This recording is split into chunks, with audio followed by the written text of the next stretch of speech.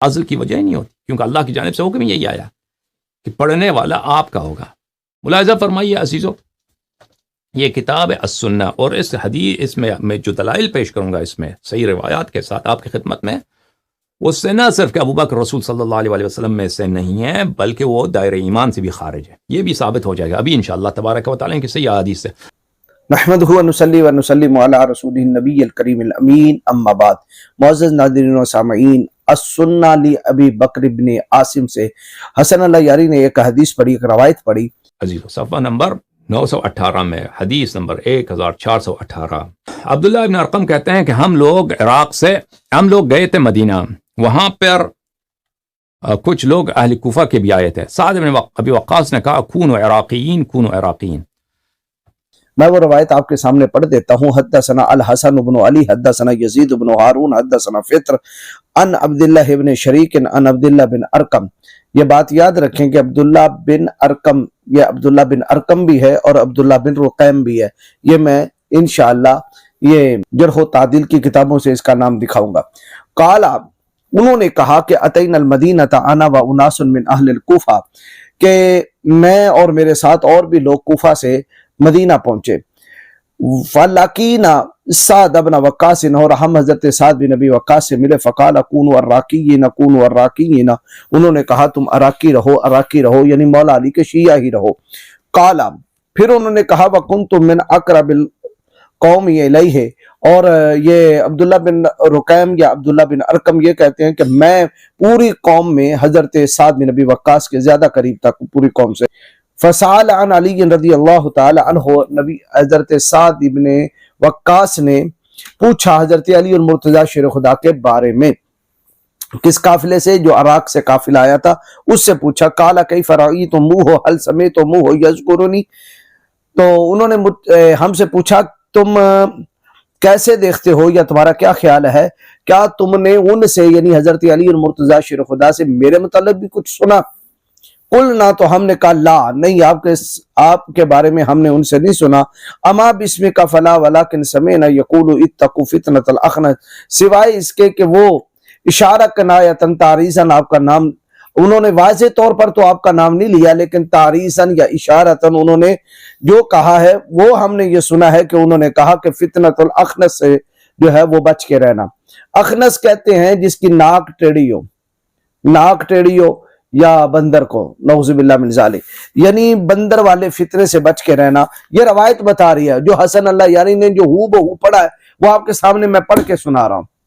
اس نے کہا کہ اخنس کا ایک معنی ہے ٹیڑھی ناک والا، نعوذ باللہ من ذالک، سعد بن نبی وقاص کی ناک ٹیڑھی تھی، اور حضرت علی المرتضی شیر خدا نے کہا کہ دیکھو اس ٹیڑھی ناک والے سے بچ کے رہنا۔ یا پھر اخنس کا ایک معنی بندر ہے، یعنی بندر کے فتنے سے بچ کے رہنا، اس سے مراد سعد بن نبی وقاص سے۔ اچھا مجھے یہ بتائیے، القرآن مع علی و علی مع القرآن، قرآن علی کے ساتھ ہے، علی قرآن کے ساتھ ہے، جبکہ قرآن کیا کہتا ہے؟ سورہ حجرات آیت نمبر 11 میں ارشاد فرماتا ہے وَلَا تَلْمِزُوا أَنفُسَكُمْ وَلَا تَنَابَزُوا بِالْأَلْقَابِ بِئْسَ الْإِسْمُ الْفُسُوقُ بَعْدَ الْإِيمَانِ وَمَن لَّمْ يَتُبْ فَأُولَٰئِكَ هُمُ الظَّالِمُونَ۔ ارشاد فرمایا کہ آپس میں تانا زانی نہ کیا کرو، الزام تراشی نہ کیا کرو، اور نہ ہی ایک دوسرے کے برے نام رکھو۔ کیا وہ شاہ مرداں شیر یزداں جن کا لمحہ بلمحہ قرآن کے مطابق ہو، اور قرآن جن کا اوڑھنا بچھونا بن جائے، جن کی زبان سے نکلا ہوا ایک ایک جملہ قرآن کی ترجمانی کرے، کیا وہ کسی کو جو ہے وہ ٹیڑھی ناک والا یا اخنس یا برے نام سے پکار سکتے ہیں؟ اور فرمایا نہ ہی ایک دوسرے کے برے نام رکھو، اور کسی کے ایمان لانے کے بعد اسے فاسق بد کردار کہنا بہت ہی برا نام ہے، اور جس نے توبہ نہ کی سو وہی لوگ ظالم ہے۔ جبکہ یہ روایت کیا کہتی ہے کہ حضرت علی المرتضی شیر خدا سعد بن نبی وقاص کو کیا کہتے ہیں؟ اخنس، یعنی ٹیڑھی ناک والا، یا کیا کہتے تھے؟ بندر۔ اب مجھے بتائیے کہاں کہتے تھے؟ کوفہ میں۔ اور سعد بن نبی وقاص کہاں ہے؟ مدینہ میں۔ کسی کی پیٹھ پیچھے جو ہے وہ اس کی برائی کرنا یہ غیبت نہیں ہے تو اور کیا ہے؟ کیا حضرت علی المرتضی شیر خدا سے متوقع ہو سکتا ہے کہ وہ عظیم صحابی رسول کو جو ہے وہ بندر کہیں، یا عظیم صحابی رسول کو جو ہے وہ نیکی ٹیڑھی ناک والا کہہ کر غیبت کے مرتکب ہوں گے؟ پھر آگے چلیے، فقالا، تو سعد بن نبی وقاص نے کہا اسمانی، کیا اس کے علاوہ بھی مجھے کسی اور نام سے پکارا؟ قلنا، ہم نے کہا لا، نہیں۔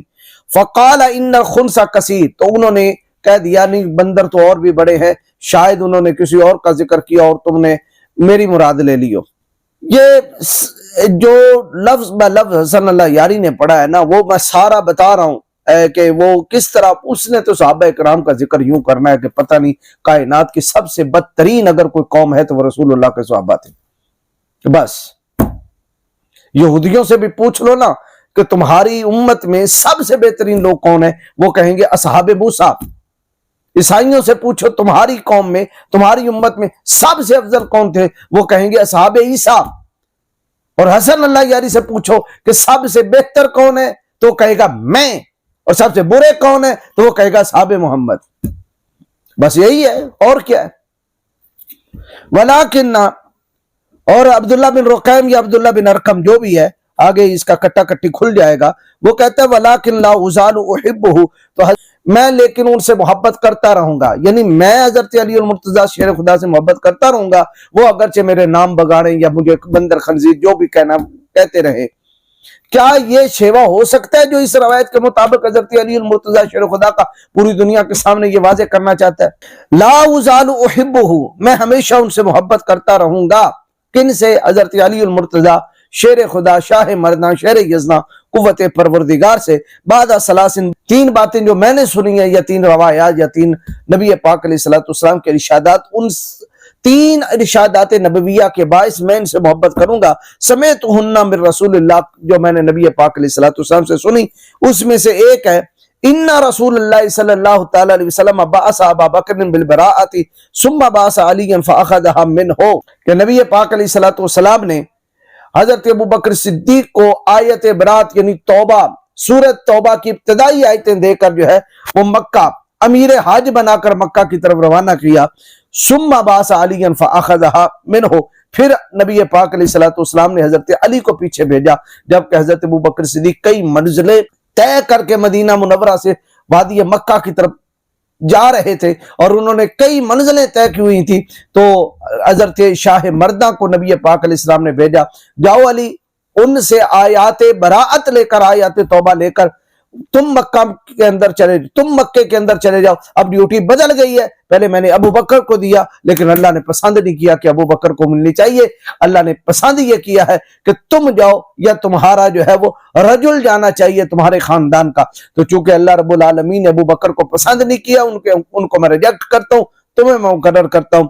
فراجع ابو بکر قابتا، تو حضرت ابو بکر غمگین حالت میں آئے۔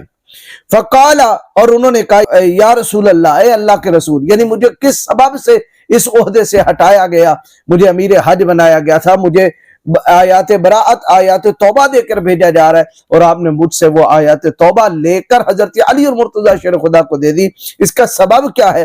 فقال لا یؤدی عنی الا رجلا منی، تو نبی پاک علیہ السلام نے ارشاد فرمایا اس فریضے کو یا میں ادا کروں گا یا وہ ادا کرے گا جو مجھ سے ہے، لہذا علی مجھ سے ہے۔ اور حسن اللہ یاری نے کیا نتیجہ نکالا؟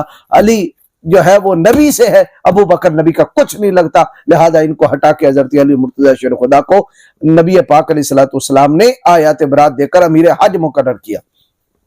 یہ تو تھی حسن اللہ یاری کی تحقیق اور روایت۔ میں اس کو مان لیتا، میں پوری دیانت سے کہتا ہوں، مجھے یہ بھی کمٹ کے اندر کہتے ہیں آپ کے سامنے جو روایت آتی ہے آپ کہتے ہیں ضعیف، من گڑت، فلاں راوی ہے، فلاں راوی۔ سب سے پہلی بات یہ ہے کہ صحابہ کرام کے بارے میں رب نے فرمایا کلًا وعد اللہ الحسنی، اور پھر فرمایا اولئک هم الراشدون، اور یہ بھی فرمایا اولئک هم الصادقون۔ تو جن کو رب یہ ڈگریاں دے، میں ان پر جرا کیسے کروں؟ رب کہے یہ صادق ہے، میں کہوں کاذب ہے۔ رب کہے یہ ہدایت والے، میں کہوں کہ یہ گمراہ ہیں۔ رب کہے یہ جنتی ہے، میں کہوں کہ یہ دوزخی ہے۔ اب اس کے مقابلے میں پوری دنیا کی روایات کو چیک کرنا پڑے گا، اور یہ فتنہ ویسے بھی جو ہے وہ دور صحابہ میں شروع ہو گیا تھا کہ حضرت علی مرتضیٰ شیر خدا کی محبت میں آگے بڑھنے والے پھر جو ہے وہ انہوں نے حد سے بڑھ کے حضرت علی مرتضیٰ شیر خدا سے پیار کرنے والوں نے صحابہ کرام رضوان اللہ علیہم اجمعین پر تبرہ بازی شروع کر دی، اور ادھر حضرت امیر معاویہ کے ماننے والے پھر آگے جو چال کے دو قسمیں بنی، ان میں سے کچھ شدت اختیار کر کے صحابہ اور اہل بیت کے خلاف ہو گئے، اہل بیت کے خلاف بھی روایات گھڑنی شروع ہو گئی، صحابہ اور شیخین کے بارے میں روایات بھی گھڑنی شروع ہو گئی، اور آگے گھڑتے گھڑتے گھڑتے گھڑتے او کثیر، ہم جس زمانے میں بیٹھے ہم چیک نہیں کریں گے؟ بتاؤ بھائی، کہ یوں ہی مان لیں گے جی یہ کافی میں آئی ہے لہذا اس کو مان لیا جائے، یہ بخاری میں ہے لہذا اس کو مان لیا جائے، اور مجھے یہ جو کہتے ہو کہ آپ کے فلاں عالم نے یہ لکھا ہے، فلاں عالم نے لکھا ہے، میں کہتا ہوں جرح و تعدیل کی خود کتابیں پڑھو، خود جرح و تعدیل کی کتابوں میں اگر کسی راوی کے بارے میں ثقہ کے سارے اقوال ہیں تو ہم اس کو ایکسپٹ کریں گے، لیکن اگر ثقہ کے ہیں ہی نہیں، کچھ ثقہ کے اقوال ہیں، کچھ ان پہ جرح اور تعدیل ہوئی ہے، کچھ ان پہ جو ہے وہ جرح ہو رہی ہے، کہیں انہیں کاذب کہا جا رہا ہے، کہیں کذاب کہا جا رہا ہے، کہیں دجال کہا جا رہا ہے، کہیں مجہول کہا جا رہا ہے، اس کا مطلب ہے کہ وہ گڑبڑ تھے، اور اس کو میں سب سے پہلے چیک کرتا ہوں قرآن پہ، آیا قرآن اس چیز کو ایکسپٹ کرتا ہے؟ بہرحال تمہارے نزدیک تو جو اخبار الرجال ہیں وہ معتبر ہیں، ہمارے ہاں جو ہے وہ معتبر ہے تو قرآن و سنت معتبر ہے۔ اب یہ روایت پڑھ تو دی حسن اللہ یاری نے، میں اس کو قبول کرتا، لیکن اگر مجھے اس کے بارے میں سارے راویان حدیث اگر ثقہ ہوتے، چلیں ثقہ بھی نہ ہوتے، کلام بھی ان پر ہوتا، لیکن ایک ایسا راوی ہے جس سے یہ حدیث عبداللہ بن شریک رہ رہا ہے، وہ پہلا راوی جو کہہ رہا ہے میں مدینے پہنچا، سعد بن ابی وقاص سے ہماری ملاقات ہوئی تو سعد بن وقاص نے کہا بتاؤ علی میرے بارے کیا کہتے، تو میں نے کہا بندر یہ وہ عبداللہ بن رقیم، عبداللہ بن ارقم، یہ تہذیب التہذیب ہے، چیک کر لیں، آپ خود دیکھ لیں، اس کی جلد 3 عبداللہ بن رقیم نام نکالو، امام حجر اسقلانی کہتے ہیں عبداللہ بن رقیم، ابن ابی رقیم بھی اس کو کہا جاتا ہے، وَيُقَالُ ابن الارقم الکنانی الکوفی بھی کہا جاتا ہے، یہ کوفہ سے تو آیا تھا، تبھی تو روایت میں ہے کہ کونوا الراقیین کونوا الراقیین۔ اچھا، روام عن علی وسعد، اس نے حضرت علی اور مرتضی شیخ خدا سعد بن نبی وقاص سے روایتیں لی، لیکن کیا کہتے ہیں اس کے بارے میں؟ عبداللہ بن شریک العامری ان سے روایتیں لے رہا ہے، اور روا لہو النسائی فی الخصائص، حضرت امام نسائی نے الخصائص سے علی جو کتاب لکھی اس کے اندر بھی اس سے روایت لیا ہے، لیکن ساتھ امام نسائی کیا کہتے ہیں؟ وقال لا اعرفہ، میں اس کو جانتا ہی نہیں یہ بندہ کون ہے۔ محدثین انکار کر گئے کہ یہ بندہ ہے کون، کہاں پیدا ہوا، کہاں کا رہنے والا، کیا کہاں سے اس نے تعلیم حاصل کی، کس درسگاہ سے یہ پڑھا، کب پیدا ہوا، کب فوت ہوا، کس علاقے کا ہے، بس ایک نام آ گیا روایت کے اندر۔ قلتو، اور میں کہتا ہوں، علامہ حجر اسقلانی کہتے ہیں قال البخاری، امام بخاری نے کہا فیہ نظر، اس میں جو ہے وہ یہ زیر غور بندہ ہے، اور یہی علامہ حجر اسقلانی نے تقریب التہذیب لکھی، اور تقریب التہذیب کے اندر اس کے ترجمہ میں لکھتے ہیں صفحہ 394، آپ لکھتے ہیں عبداللہ بن رقیم بالقاف مصغرا ویقال ابن ابی رقیم الکنانی الکوفی مجہول، یہ مجہول ہے، یعنی اس کو عند المحدثین کوئی بھی محدث جانتے نہیں ہے بندہ کون ہے بھی یا نہیں ہے، جس طرح اوج بن انق ہے کہ نہیں ہے، مجہول، جس سے پوری روایت جس کے سر پہ کھڑی ہے عبداللہ بن رقیم کے اوپر وہ مجہول ہے، بندہ ہی سرے سے غائب ہے۔ یہ احسن اللہ یاری کی تحقیق، اور اٹھا ہے ان کے خلاف جن کو اللہ فرماتا ہے والسابقون الاولون من المہاجرین والانصار والذین اتبعوہم بإحسان رضی اللہ عنہم ورضوا عنہ، ان کے خلاف اٹھا جن کے بارے میں اللہ ارشاد فرماتا ہے اولئک هم المؤمنون حقا، ان کے بارے میں ان کے ایمان پہ حملہ کرنا چاہتا ہے جن کے بارے میں اللہ نے فرمایا فإن آمنوا بمثل ما آمنتم به فقد اهتدوا، اے دنیا بھر کے یہودیوں اگر تم لاؤ ایمان ان صحابہ جیسا تو تم بھی کامیاب ہو جاؤ گے۔ وَإِذَا قِيلَ لَهُمْ آمِنُوا كَمَا آمَنَ النَّاسُ قَالُوا أَنُؤْمِنُ كَمَا آمَنَ السُّفَهَاءُ أَلَا إِنَّهُمْ هُمُ السُّفَهَاءُ وَلَٰكِن لَّا يَعْلَمُونَ، اور اپنی امارت کس پہ کھڑا کر رہا ہے؟ مجہول، یہ ایک راوی ہے۔ اب عبداللہ بن شریک بھی سن لیں، یہ بھی میں آپ کے گھر سے ہی دکھا دیتا ہوں، یہ ہمارے دھڑے کا بندہ ہی نہیں ہے جس نے ایک راوی جو ہے وہ پیدا کر رکھا ہے، مزعوم راوی۔ میں نے اس لیے کہتا ہوں شیعہ مذہب بننے پہ بیٹھ کر یہ پک ڈنڈی جس کو کہتے ہیں نا، ہم اسے پنجابی میں بننا کہتے ہیں، جو 2 کھیتوں کے درمیان پک ڈنڈی ہوتی ہے جہاں سے چھوٹا سا راستہ ہوتا ہے لوگ گزرتے ہیں، بننے پہ بیٹھ کر یعنی پک ڈنڈی پہ بیٹھ کے گپے ہانکتے رہے اور بناتے رہے اور طریقے بناتے رہے، اور سب سے پہلا بنانے والا تمہارا سلیم بن قیس الحلالی والحرامی یہ ہے۔ میں انشاءاللہ اس کی کتاب پہ بھی جرا کروں گا، اور اس سے آگے جس نے لیا اس نے بھی پگڈنڈی پہ بیٹھ کے اس سے قبول کر کے آگے جو نقل کیا۔ تمہارا مذہب پگڈنڈیوں سے شروع ہوا ہے، بسینہ بسینہ، حتیٰ کہ یہاں تک تم نے کہا کہ جو سلمان فارسی کے دل میں اگر وہ بتا دے ابو ذر غفاری کو، تو ابو ذر گردن اڑا دے کہ تم کفر کر رہے ہو۔ اور اگر ابو ذر غفاری کے دل میں جو کچھ ایمان اور جو کچھ ان کے سینے میں اگر وہ بتا دے سلمان فارسی گردن اڑا دے، یہ ایمان ہوتا ہے کہ تم ایک دوسرے کو بھی بتا نہیں سکتے؟ یعنی بقول اس کے یہ کافر، بقول اس کے یہ کافر، یہ سب کو تمہارا رجال کشی اور رجال نجاشی وغیرہ میں لکھا ہوا ہے۔ اب عبداللہ بن شریک العامری الکوفی، علامہ حجر اسقلانی جلد 4 صفحہ 32 کے اندر کیا لکھتے ہیں؟ قال ابن عرعرہ، وہ کہتے ہیں کان ابن المہدی قد ترک التحدیث عنہ، اس سے حدیث لینی ابن مہدی محدث نے ترک کر دی تھی۔ اور ابو حاتم والنسائی دونوں کہتے ہیں لیس بالقوی، یہ قوی نہیں ہے۔ اور جوس جانی نے تو شیعہ وہ کہتے ہیں نا کہ شیعوں کے جڑ میں جو ہے وہ ایٹم بم گرا دیا، یہ لکھ دیا کہ یہ بندہ جو ہے عبداللہ بن شریک العامری الکوفی یہ کیا ہے؟ مختاری کذاب، جی مختاری کذاب، جھوٹا۔ اور مختاری کس کو ماننے والا؟ مختار سقفی کو، جس نے نبوت کا دعویٰ کیا، عند رجال کشی، جس پر حضرت امام زین العابدین نے لعنت کی، جس کے ہدیے کو قبول نہیں کیا، وہی مختار۔ مختاریون، یہ مختار کو نبی ماننے والا یا مختار کے دھڑے کا بندہ، اور وہ بھی شیعہ۔ اور آگے ابن حبان فی الثقات کے اندر لکھتے ہیں وقال الاکیلی، اکیلی نے کہا اسدیون کوفیون، قبیلہ اسد سے تعلق رکھتا تھا اور کوفی تھا، کوفہ کا رہنے والا۔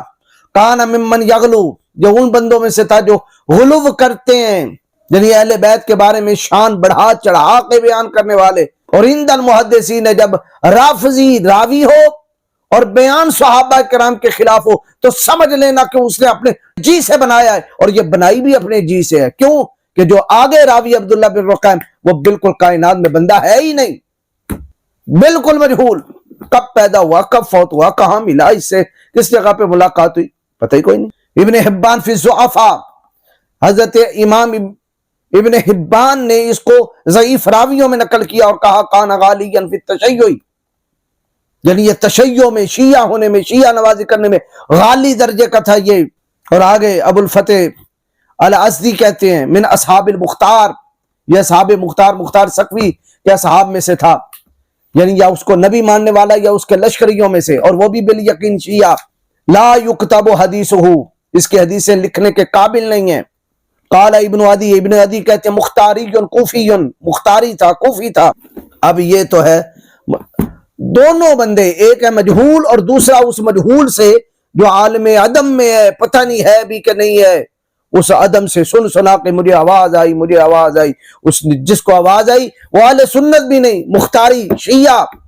اور وہ آگے کہہ رہا ہے کہ جناب سید صدیق اکبر رضی اللہ تعالیٰ عنہ جو ہے ان سے وہ امیر حج بنا کر وہ لوٹ کے مدینہ کی طرف، وہ امیر حج نہیں بنے، جبکہ امیر حج ہونے میں میں انشاءاللہ تعالی ان قریب لیکچر ریکارڈ کرواؤں گا اہل سنت کی تمام ٹوٹلی کتابوں میں صحیح ترین روایات کہ جو پہلا حج تھا اس پہلے حج کا جو امیر مقرر ہوا وہ جناب سید صدیق اکبر تھے، جن کو رسول اللہ صلی اللہ علیہ وسلم نے 9 ہجری میں امیر حج مقرر کیا، اور سورۃ توبہ کی آیات جو تھی وہ تلاوت کی حضرت مولا علی نے، اور مولا علی شیر خدا کرم اللہ وجہہ الکریم نے حضرت ابوبکر صدیق کی اتباع اور پیروی میں جو ہے وہ حج ادا کیا ہے۔